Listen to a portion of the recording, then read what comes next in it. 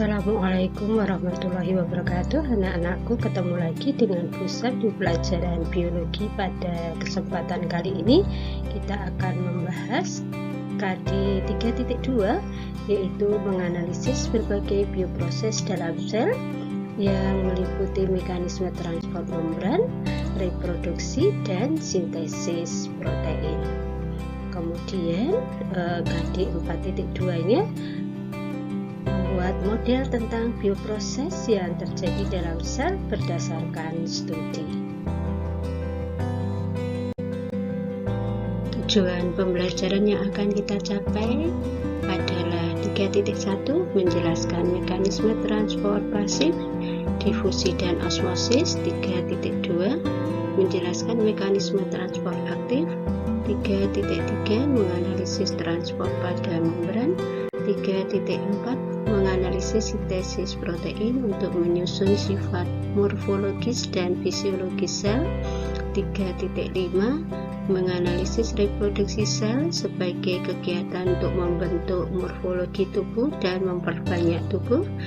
4.1, melakukan percobaan untuk mengamati proses terjadinya difusi dan osmosis. 4.2, membuat laporan tertulis tentang hasil pengamatan proses terjadinya difusi dan osmosis. 4.3, membuat laporan hasil pembuatan model bioproses dalam sel dan hasil penelusuran literatur. Anak-anakku, mari kita lihat bagaimana mekanisme transport melalui membran. Tentunya kalian masih ingat struktur membran sel berikut ya. Membran sel terdiri atas dua lapis lipoprotein, dua lapis lipid dan protein. Lipidnya ini ada dua lapis yang disebut dengan phospholipid bilayer. Phospholipid bilayer ini terdiri atas bagian kepala adalah fosfat yang bersifat hidrofilik dan bagian ekornya adalah lemak yang bersifat hidrofobik. Kemudian untuk proteinnya ini ada protein yang menembus membran disebut dengan protein integral dan protein yang berada di permukaan membran disebut dengan protein perifer. Kemudian di membran sel juga ada struktur karbohidrat yang jika itu berikatan dengan lemak disebut dengan glikolipid dan jika karbohidrat berikatan dengan protein disebut dengan glikoprotein. Mekanisme transport melalui membran berlangsung melalui beberapa cara. A adalah transport pasif yang meliputi 1. Difusi, yang kedua osmosis. Yang B ada transport aktif yang meliputi pompa ion natrium kalium, endositosis, dan eksositosis. Kita mulai dengan transport pasif. Transport pasif merupakan transport yang tidak membutuhkan energi. Peristiwa yang pertama yang termasuk dalam transport pasif adalah difusi. Perhatikan gambar berikut ini.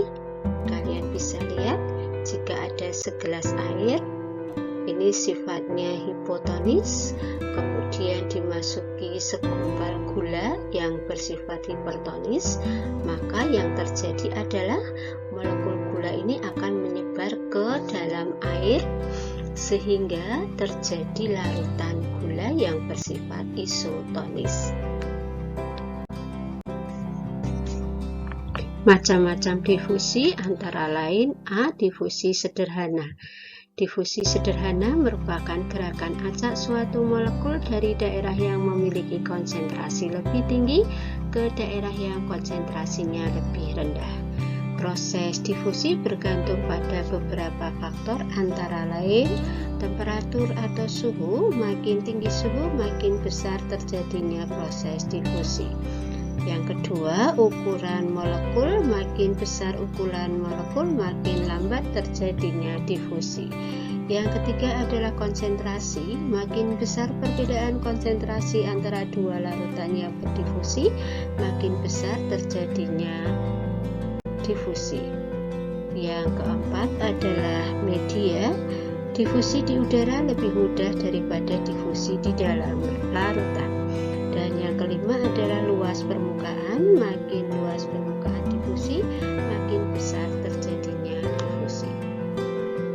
senyawa atau molekul seperti H2O, CO2, dan O2 dan molekul kecil tidak bermuatan dapat dengan mudah melewati membran dibandingkan dengan molekul yang bermuatan. Jenis difusi yang kedua adalah difusi terfasilitasi, di mana difusi ini berlangsung dengan bantuan protein transport. Molekul-molekul yang dapat melewati membran melalui difusi terfasilitasi antara lain adalah glukosa, urea, dan gliserol. Protein transport mengangkut molekul dengan dua cara. Yang pertama adalah memiliki situs pengikatan yang spesifik terhadap molekul tertentu, dan yang kedua memberikan suatu saluran yang bersifat selektif untuk zat terlarut tertentu. Protein ini juga berfungsi sebagai saluran yang akan membuka dan menutup apabila ada rangsangan kimiawi maupun listrik. Proses transport pasif yang kedua adalah osmosis. Osmosis adalah gerakan molekul pelarut yang dalam hal ini biasanya air melalui membran semipermeabel dari larutan konsentrasi rendah atau hipotonis ke larutan konsentrasi tinggi atau hipertonis. Perhatikan gambar berikut. Pada gambar ini kalian bisa lihat bejana yang kiri berisi larutan hipotonis, yang kanan berisi larutan hipertonis. Maka air ini akan bergerak dari larutan hipotonis melewati membran semipermeabel menuju ke larutan hipertonis sehingga tercapai keadaan setimbang atau isotonis. Peristiwa ini disebut dengan osmosis. Perhatikan proses osmosis yang terjadi baik pada sel hewan maupun sel tumbuhan. Jika sel hewan diletakkan di larutan yang isotonis, maka keadaannya normal, dan sel tumbuhan juga demikian. Jika diletakkan dalam keadaan isotonis, keadaannya normal. Kemudian jika sel hewan ini diletakkan dalam larutan yang hipertonis, maka air selnya akan keluar mengakibatkan terjadi proses krenasi. Dan jika sel tumbuhan diletakkan dalam larutan hipertonis, sama, air selnya akan keluar, maka akan menyebabkan proses plasmolisis.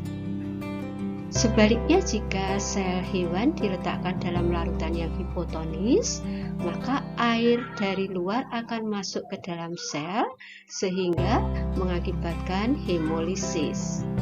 Untuk sel tumbuhan, jika diletakkan di dalam larutan yang hipotonis, sama, nanti air dari luar akan masuk mengakibatkan selnya mengembang atau yang disebut dengan turgid. Kita lanjutkan dengan transport aktif. Transport aktif merupakan transport yang membutuhkan energi.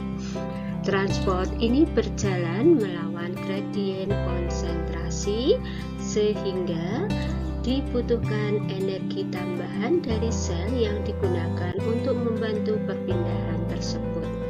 Sumber energi berasal dari ATP atau adenosin trifosfat yang dihasilkan oleh mitokondria melalui proses respirasi. Contoh transport aktif adalah transport glukosa melalui membran sel.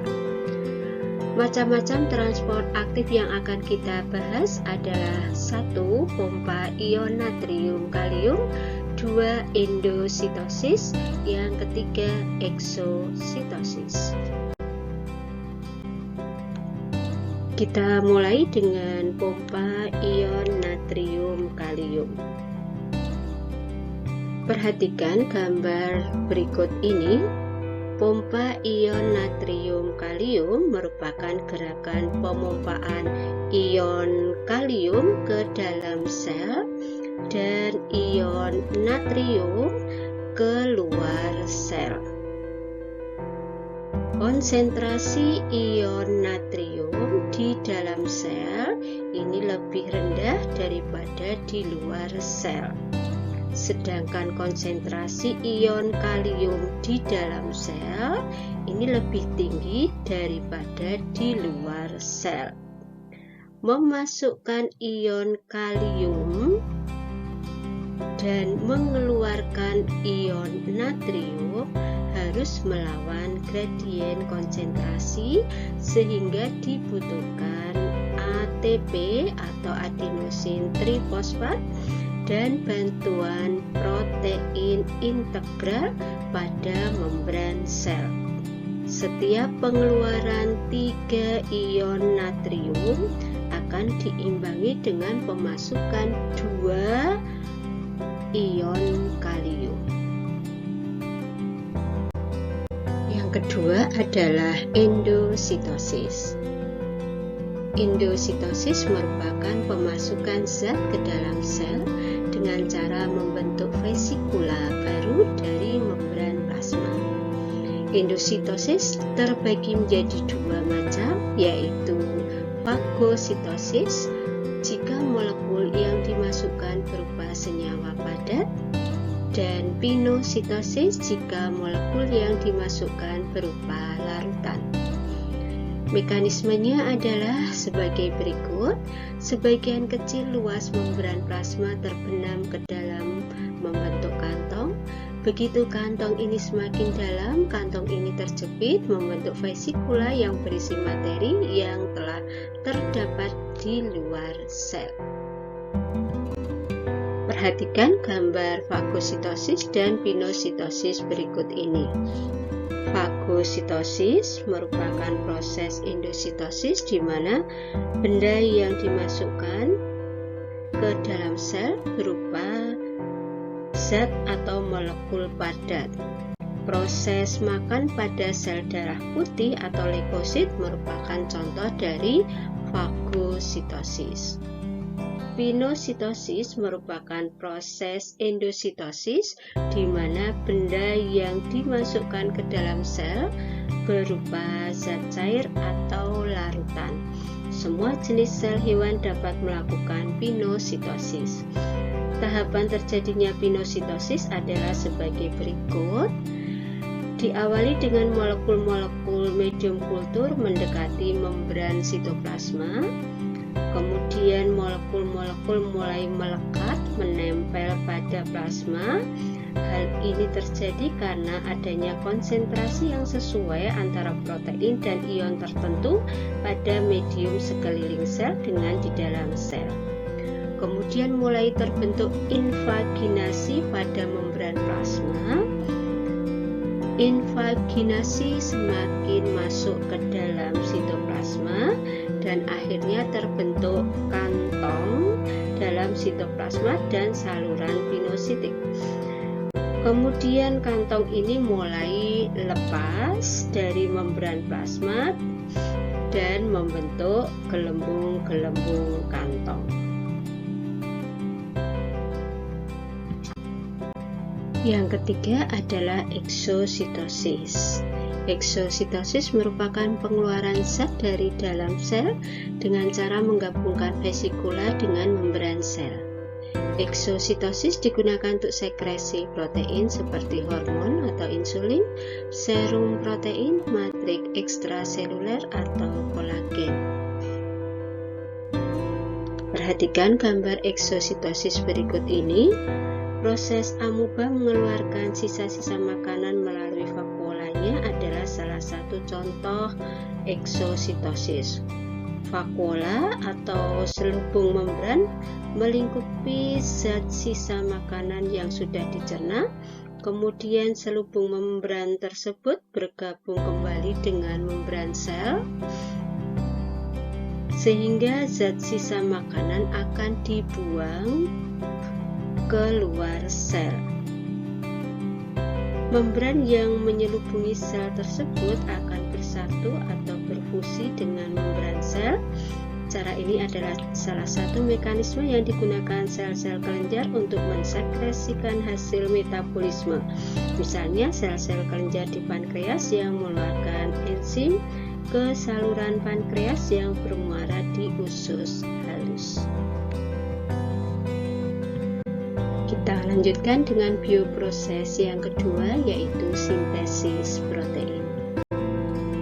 Sintesis protein terjadi di ribosom di dalam sitoplasma, dilakukan oleh RNA dengan perintah dan kendali dari DNA yang ada di dalam nukleus.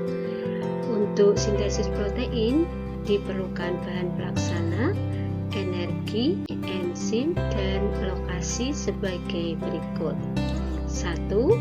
Bahannya adalah asam-asam amino yang berjumlah 20 macam yang terdapat di dalam sitoplasma. Yang kedua, pelaksana sintesis protein adalah mRNA, tRNA, dan rRNA. Yang ketiga, enzim yang berperan dalam sintesis protein adalah RNA polimerase. Yang keempat, sumber energinya adalah ATP atau adenosin trifosfat. Yang kelima, terjadi di dalam ribosom, dan protein yang dihasilkan adalah enzim yang mengatur karakter suatu organisme. Proses sintesis protein terjadi melalui dua tahapan, yaitu transkripsi, merupakan pencetakan kode berupa mRNA oleh DNA. Kode ini berupa rantai polinukleotid dengan urutan basa nitrogennya tertentu. Yang kedua adalah translasi, merupakan penerjemahan kode dalam mRNA di dalam ribosom. Penerjemahan kode ini dilakukan oleh RNA transfer atau tRNA. Secara singkat, mekanisme sintesis protein digambarkan dengan bagan berikut. Diawali dari proses transkripsi. Transkripsi adalah pencetakan mRNA oleh DNA. Kemudian mRNA ini akan meninggalkan inti sel dan menempel di ribosom. Tahap selanjutnya adalah translasi. tRNA akan datang membawa kode yang sesuai dengan kode yang ada pada mRNA.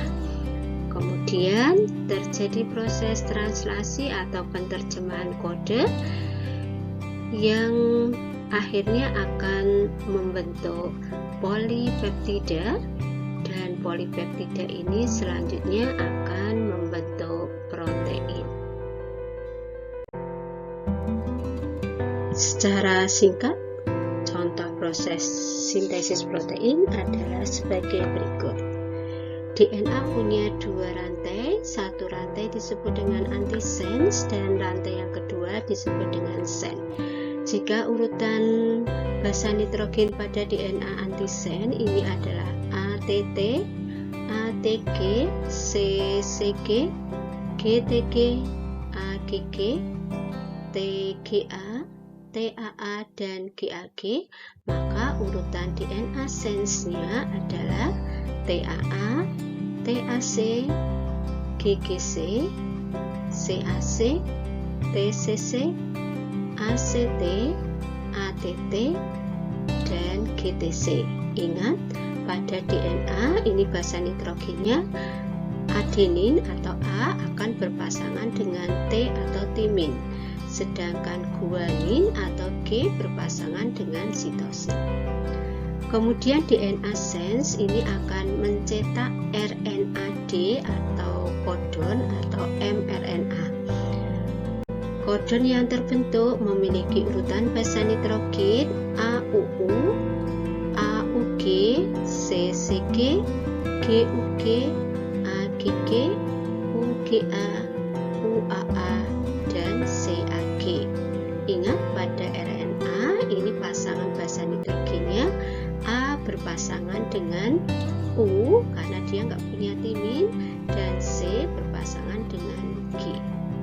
Kemudian RNAT atau antikodonnya mempunyai urutan basa nitrogen UAA, UAC, GGC, CAC, UCC, ACU, AUU, dan GUC.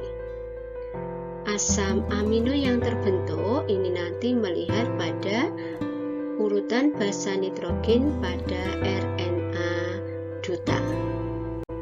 Urutan basa nitrogen ini kalau dilihat pada kode genetik AUG ini adalah kode start. Berarti kita mulai dari AUG ini start, kemudian CCG asam aminonya adalah prolin, GUG asam aminonya adalah valin, AGG adalah arginin, dan UGA ini codon stop, berarti berhenti. Untuk menentukan jenis asam amino ini, kalian bisa melihat pada kode genetik berikut. Kalian membacanya dari dalam keluar. Contoh A, U, G. Nah, ini ada kode MET. MET dilihat di sini adalah metionin. Berikutnya ini ada kode start. Berarti ini adalah kode start. A, U, G ini kode start. Contoh yang lain misalnya U, S, U. Nah, ini asam amino adalah ser. Ser itu apa? Serin. Kemudian contoh yang lain misalnya U, A, G. Nah, ini tertulis codon stop, berarti berhenti. Dari sini kalian nanti bisa menerjemahkan asam amino yang terbentuk pada codon.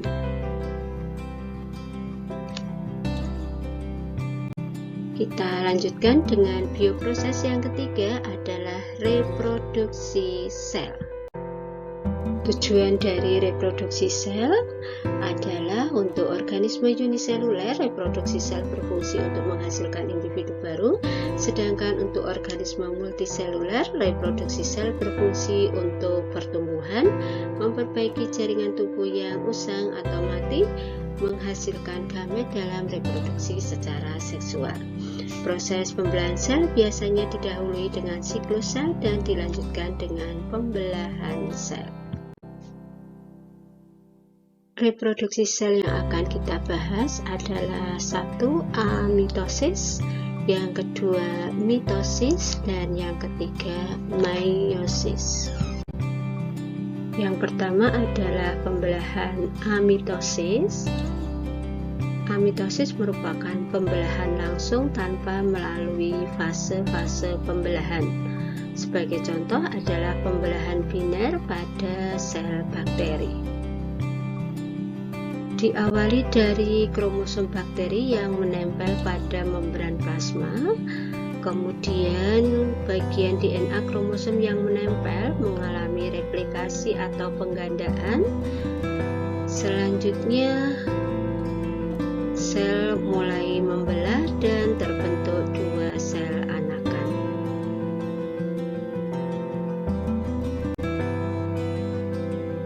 Sebelum kita masuk ke pembelahan mitosis, kita lihat dulu siklus sel berikut ini. Pada siklus sel terdiri atas fase interfase dan fase mitotik. Pada interfase terbagi menjadi 3 tahapan, yaitu 1 fase G1, terjadi proses pertumbuhan dan metabolisme sel. Kemudian fase S atau sintetis, ini terjadi replikasi DNA. Dan fase G2 ini terjadi pertumbuhan dan persiapan untuk pembelahan mitosis. Kemudian fase mitosis terdiri atas 1 profase, yang kedua metafase, yang ketiga anafase, dan yang keempat telofase. Pembelahan mitosis merupakan pembelahan sel yang tidak langsung karena melewati fase-fase pembelahan. Fase pembelahan mitosis meliputi 1 adalah profase, yang kedua adalah metafase, Yang ketiga adalah anafase, dan yang keempat adalah telofase. Pembelahan mitosis merupakan pembelahan sel di mana dari satu sel induk menghasilkan dua sel anak dengan jumlah kromosom yang sama dengan jumlah kromosom sel induk. Diawali dengan fase profase. Fase profase memiliki ciri yang pertama, kromatin memendek menebal menjadi kromosom. Yang kedua, kromosom sudah berduplikasi menjadi dua bagian di mana masing-masing disebut dengan kromatid. Berikutnya adalah kromatid melekat di beberapa benang gelendong pembelahan. Membran inti dan anak inti mulai menghilang. Tiap sentriol memisah ke arah kutub yang berlawanan dan terbentuk benang-benang gelendong mitosis. Yang kedua adalah fase metafase. Ciri dari fase metafase adalah kromosom berjajar di bidang ekuator. Kromosom menjadi semakin pendek dan tebal. Membran inti sel sudah benar-benar menghilang dan benang gelendong meluas dari satu kutub ke kutub yang lainnya. Yang ketiga adalah fase anafase. Anafase dicirikan dengan sentromer dari masing-masing kromatid membelah menjadi dua. Kromatid dari bidang ekuator memisah dan membentuk dua buah kromosom. Kromosom bergerak menuju ke kutub yang berlawanan. Kedua kutub sel sudah memiliki koleksi kromosom yang lengkap dan jumlahnya sama. Yang keempat adalah telofase. Kromatid menjadi kusut dan butiran-butiran kromatin muncul kembali. Benang-benang gelendong mulai menghilang. Membran inti dan anak inti mulai terbentuk kembali. Dan terjadi proses sitokinesis dan karyokinesis, sehingga di akhir pembelahan mitosis terbentuk dua sel anak dengan jumlah kromosom yang sama dengan induknya. Yang ketiga adalah pembelahan meiosis. Pembelahan meiosis ini disebut juga dengan pembelahan reduksi karena terjadi pengurangan jumlah kromosom. Pembelahan meiosis terdiri dari dua tahapan, yaitu meiosis 1 dan meiosis 2. Meiosis 1 terdiri dari fase profase 1, metafase 1, anafase 1, dan telofase 1. Meiosis 2 terdiri dari profase 2, metafase 2, anafase 2, dan telofase 2. Dari gambar ini bisa dilihat bahwasanya pada pembelahan meiosis dari satu sel induk yang mempunyai kromosom diploid atau berpasangan akan menghasilkan 4 sel anak yang mempunyai kromosom haploid atau kromosomnya menjadi separuh dari jumlah kromosom sel induk. Tahapan profase 1 meiosis. Yang pertama adalah leptotin, benang-benang kromatin menjadi kromosom. Yang kedua, zigotin, sentrosom membelah dan masing-masing sentriol ke kutub yang berlawanan Sementara itu, kromosom homolog berpasangan disebut bivalen. Proses ini disebut sinapsis. Pakitin, tiap kromosom membelah menjadi 2 kromatid sehingga masing-masing terbentuk 4 kromatid atau tetrad yang menyatu melalui 1 sentromer.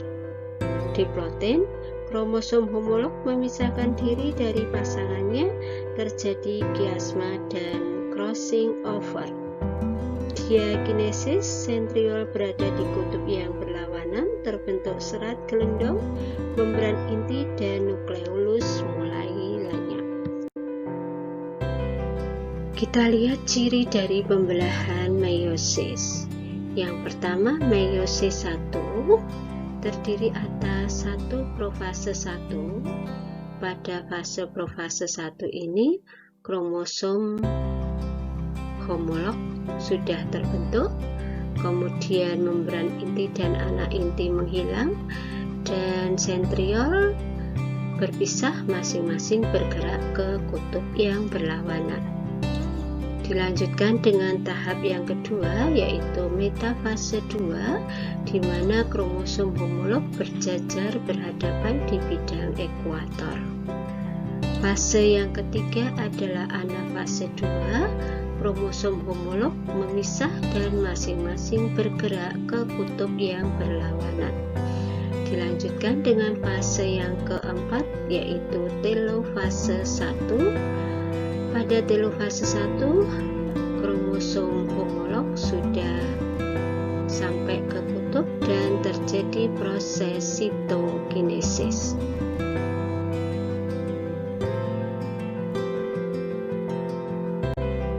Dilanjutkan dengan pembelahan meiosis 2. Pembelahan meiosis 2 disebut juga dengan mitotik meiosis, karena ciri pembelahan meiosis 2 sama dengan ciri pembelahan mitosis. Fase-fase pembelahan meiosis 2 adalah 1. Profase 2, kromatin memendek menjadi kromosom, membran inti dan anak inti menghilang, sentriol memisah, masing-masing bergerak ke kutub yang berlawanan.